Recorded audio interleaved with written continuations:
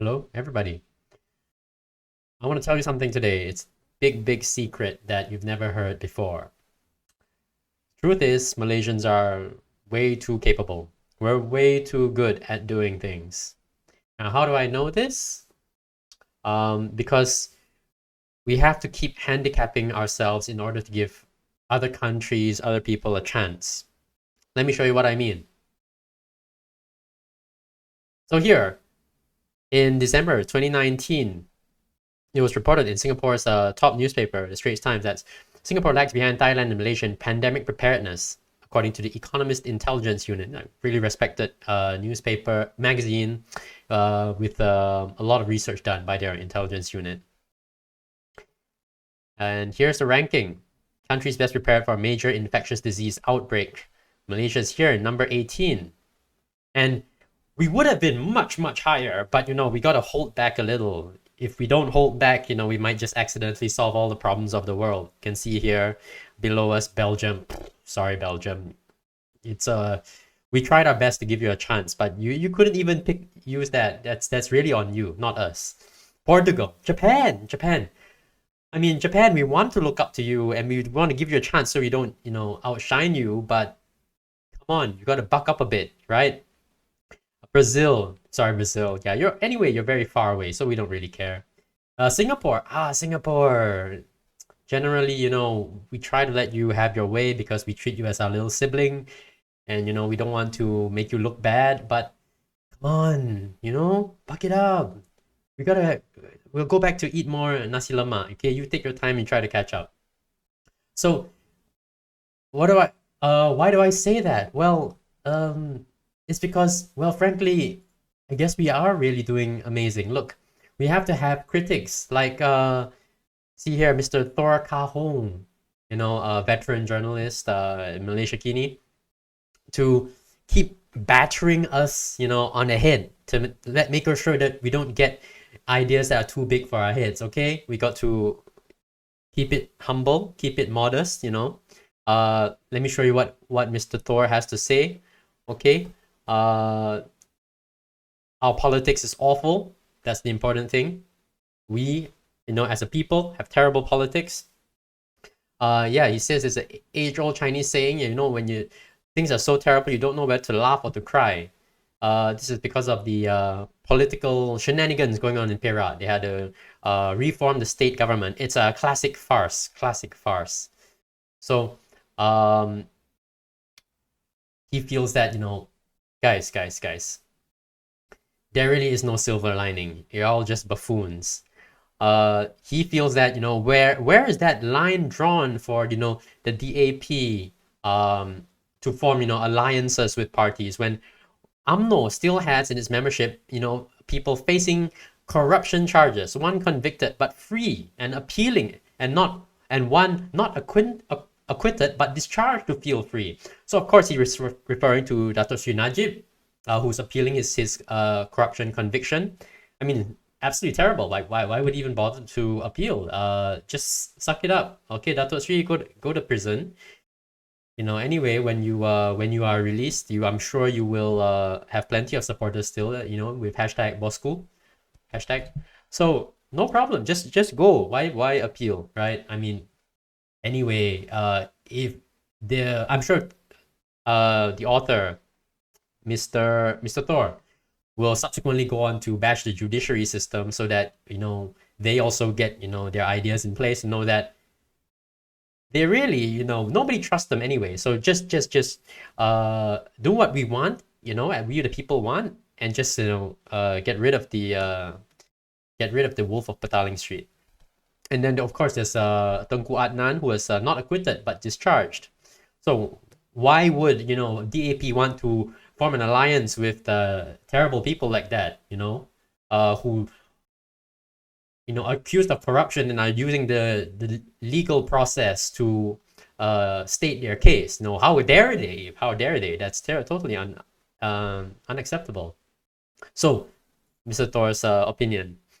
Also, Mr. Thor, very deep thinker, because he tells us that there's no such thing as a free lunch. It's a very basic lesson in economics, right?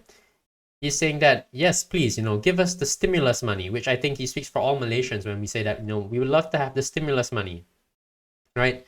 The one of the ministers proposed a helicopter money policy to, print lots of money and give it all to us people, right? What's not to like about the idea? Of course, you have to take this with a pinch of salt. He wants to, give us a rap on the knuckles, make sure that we work harder. Don't rest on our laurels just because we have passed the budget and we're on our way to implementing, all the relief measures. He's going to make sure that you don't forget. Give him some money, and make sure that you use the money wisely, because he doesn't want to see.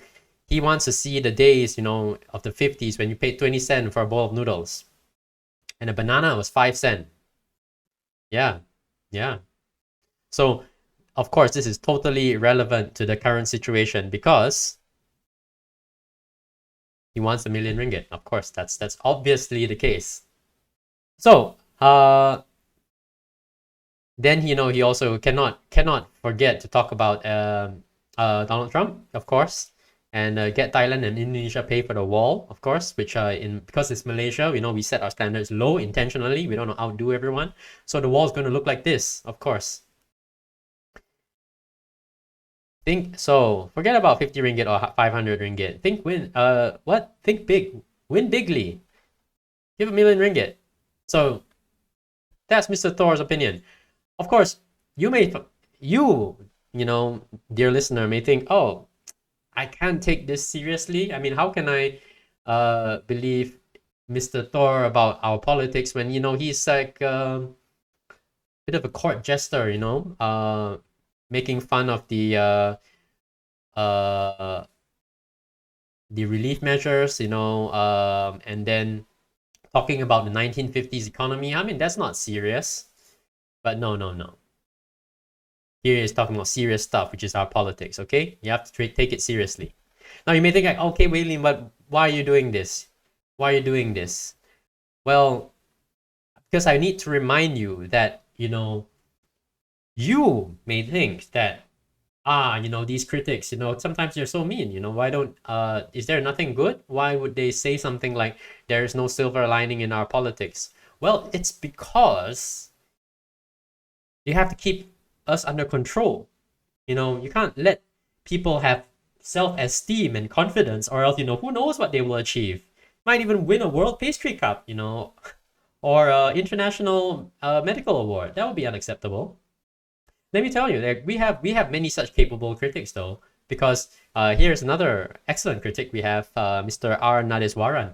Mr. Nadiswaran is an investigative journalist by training. He's I think he calls himself Malaysia's scariest man. He does look a little scary. I'll admit that.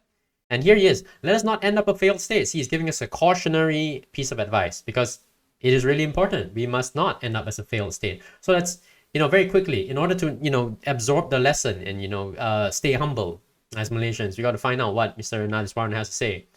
Long before the Kick Racing Out campaign was launched by football authorities. Of course, excellent way to start, because it's definitely the way to get Malaysians' attention. Football. Launched in 1997. And then he goes on to the South Africa. And then there was segregation in South Africa, and even toilets, because, we have to know this. It is the depths of discrimination when even toilets are segregated. For goodness sakes, okay? This came to a head when South African police killed 69 black protesters, which became known as the Sharpeville Massacre. Wow. Okay, that's really heavy. As in the struggle for freedom and independence, Tunku Abdul Rahman, yes. Sent a telegram. Wow, so quaint. Okay, and then there was a South African Prime Minister. So we've been through what? Maybe even half the article now, and I'm still waiting to know like how we will end up as a failed state. But don't let that discourage you, because I'm sure that long preamble is just to lay an impressive groundwork for an epic point thereafter. South Africa, okay, still South Africa. Okay, fast forward present day. Yes, finally. Racist war drums. Because regular war drums are insufficient, so we gotta have racist war drums to truly strike fear into the hearts of our enemies. Local minnows. I feel like he's still talking about football. All kinds of statements bordering on racism. Blah blah blah. Not ranting and raving is not done at closed door events. Actually, Mr. Nadaswaran, rave parties are probably still held behind closed doors because of the MCO. So I hope you don't mind if I correct you a little there. I think that is warranted. Yes, yes, yes. So this is the Prime Minister's chest-thumping declaration of fight secularism and liberalism. Yes, wait, so after what must be like 2/3 of the articles now, have we heard about where the failed state is? I don't think so. If I'm wrong, please tell me in the comments, Let me know how I am wrong. Because nothing would please me more on this Sunday afternoon than to know the truth about this. DAP stalwart Lim Kin Siang. Malaysians are entitled to know if his party now follows past in refusing the court recognition to the secular principles in the constitution. What kind of recognition are we talking about? Like, does he have to issue, like, are we going to ask PM Muhyiddin and pass to write a declaration and sign it and say, like, I recognize the constitution? Because aren't you, by, being the prime minister, swearing in to uphold, I don't know whether they actually do this, by the way. I'm just saying, just by being sworn in as the prime minister, are you not sworn to uphold the constitution? Or is that like you require a separate form that you have to fill and then declare that you uphold the constitution? Because I'm not exactly sure about this, but I think probably Mr. Nadiswaran knows the right thing, because after all, he's the man responsible for keeping, renegades like Muhyiddin Yassin in check, so that he doesn't, go about and like exceed expectations, because that would be outrageous. The Prime Minister's silence is deafening. Not a word of comfort to those who are of the firm belief that this country was built on secularism and will continue to flourish on the same principle. Conveniently, let's just ignore the fact that the religion of the Federation is Islam, which even I, Chinese boy, I know it is. But it's okay. I guess we'll overlook it for now because, we want to make a different point. While some who have been conditioned by decades of brainwashing are keeping quiet, right-thinking Malaysians are entitled to worry, and worry big. So it is reasonable and it is right thinking to worry, okay? If you have no worries in your life, you're obviously doing it wrong. Because you should worry. I mean, why wouldn't you? And lastly, okay, so after all of that, blah, blah, blah, I don't mean to frighten anyone, but if you're not worrying, you're doing it wrong. You're not right thinking. But he doesn't mean to frighten you. That's okay. So, finally, are we going to get to the point where we're talking about the risks of the failed state? Aside from like the Prime Minister being sworn in on the Constitution but not upholding the Constitution?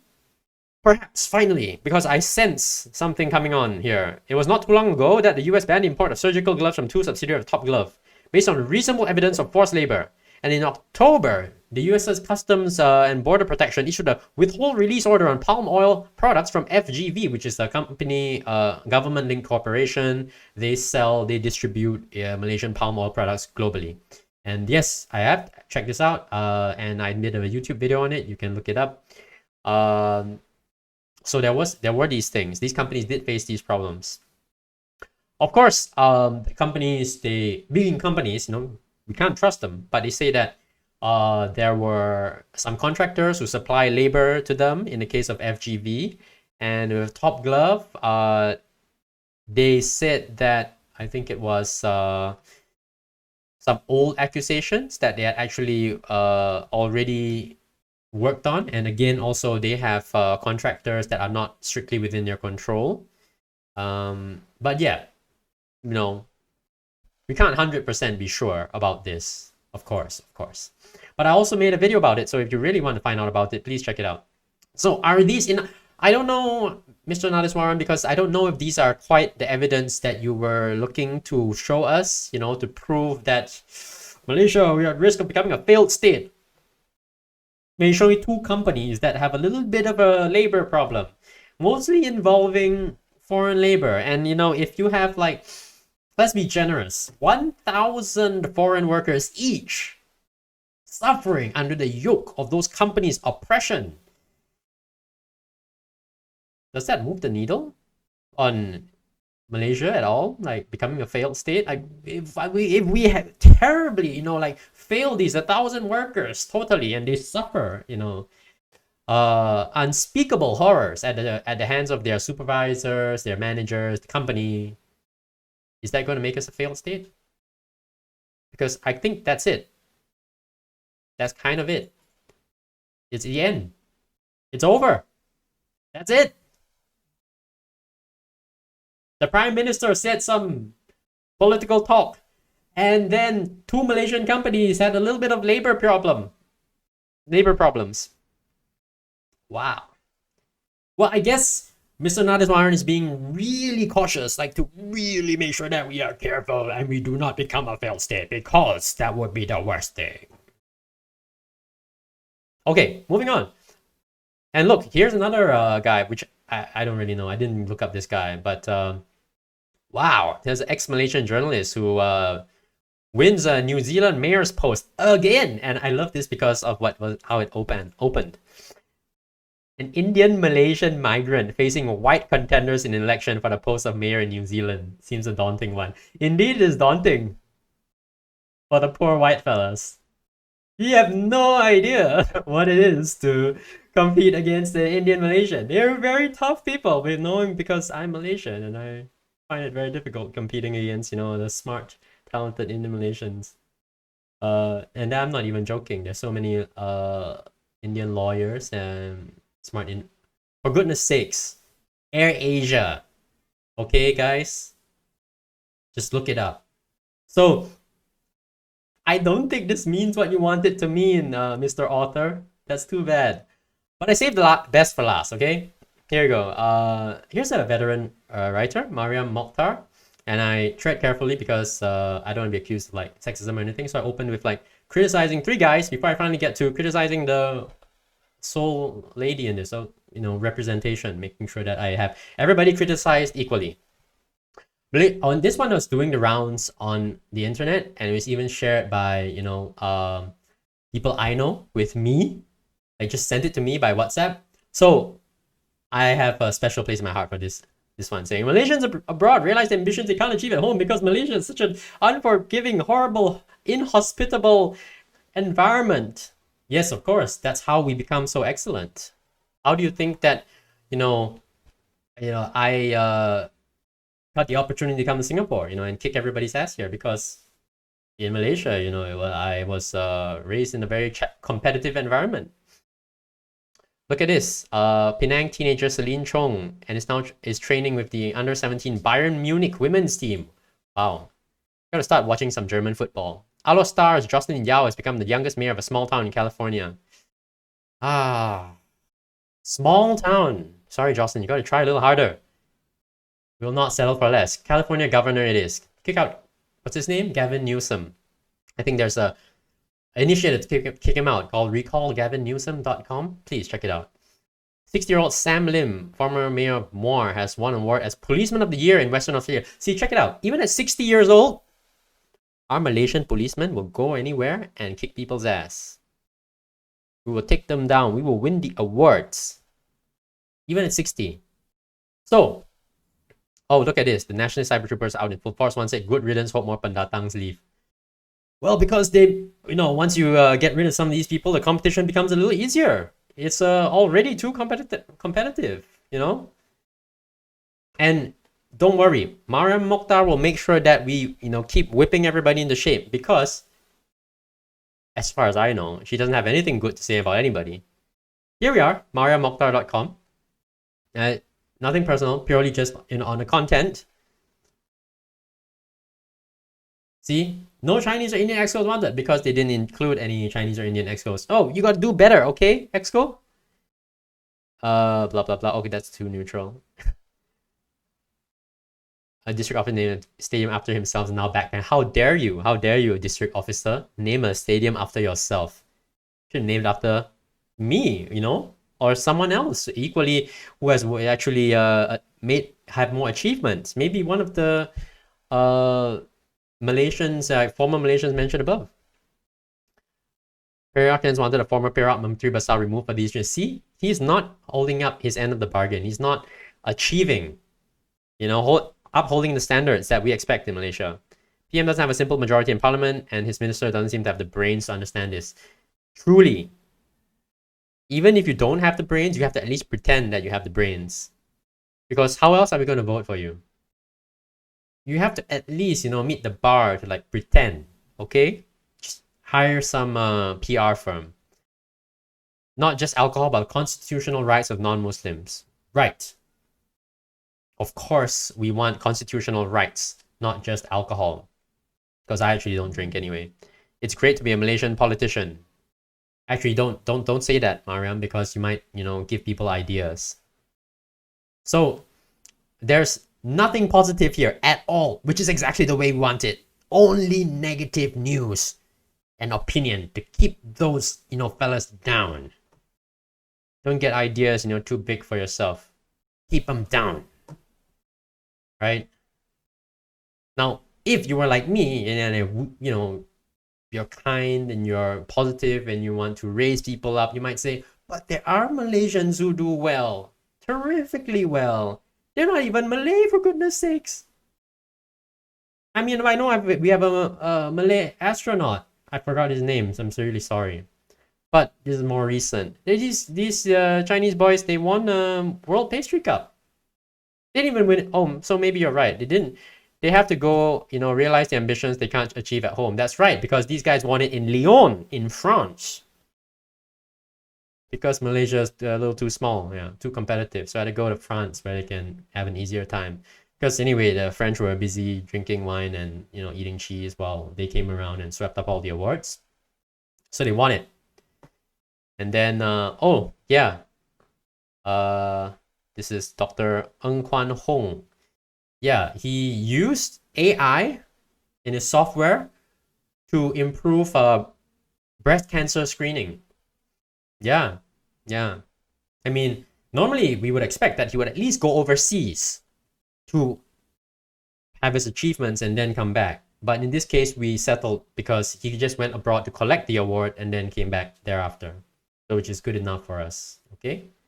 So, yeah, just so many excellent Malaysians, really hard to stand out. So we in order to keep things fair for the rest of the world, sorry world, we're trying to hold back. Just do your part and compete harder, okay? So that you can also be excellent like us Malaysians. And we will keep bringing on all our troll journalists and opinion writers who are, whose job all day, don't worry, we gave those jobs to them, is to criticize us and, bring us down so that we don't outshine everyone by too much. We don't want to have too much of this kind of situation, you see. It's just embarrassing. I mean, come on, everybody beneath Malaysia, you got to try a bit harder. Yeah. Actually, you know why Thailand is up here at number six? Yeah, it's because they were close to us. They kind of realized what we were up to. But no more, Thailand. We will not indulge you anymore. You're going to stand on your own feet from now on. Okay? So, guys, you're Malaysian. I know you have you're going to go out there and excel and make a big impact on the world, but please, for the good of the sanity of our critics, for the good of the country, pace yourself. You don't want to do it all at once, because once we cure cancer, there's not much left. Elon Musk already has Mars, so we may have to go even further, So we got to pace ourselves. Okay, so thank you everybody for listening. I really I want to make sure that you hear from me positivity, encouragement, whatever it is that you want to do in your life. I'm sure you can do it. And if one day you find that the critics are a little too much, it's okay. You can ignore them for a while, because sometimes we just get a little tired of them. It's okay. Don't worry, our politics is not a mess. Don't worry. People don't have to go abroad to achieve their dreams. I mean, I say this even though I'm abroad, but I feel like I've seen, enough achievements from my fellow Malaysians that I can say you can achieve wherever you are. Okay? So with that, have a great weekend. Hit the like button if you enjoyed this, and subscribe if you can. I'll talk to you again soon. Bye-bye.